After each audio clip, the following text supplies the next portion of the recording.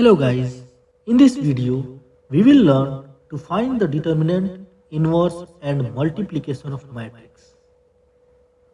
Consider the matrix C and R. Step 1 is enter the elements of matrix into Excel sheet.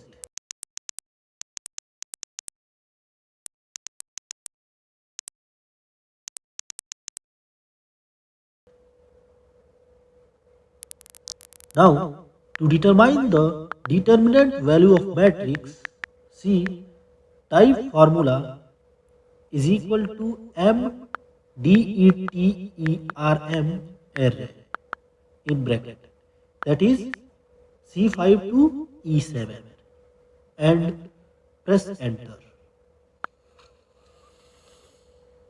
And to determine inverse of matrix, type formula is equal to M inverse in bracket array, that is C5 to E7, and then press enter. And similarly, to determine matrix multiplication, type is equal to MMULT in bracket array 1 and array 2, that is C5 to E7, comma H5 to H8, and then press enter.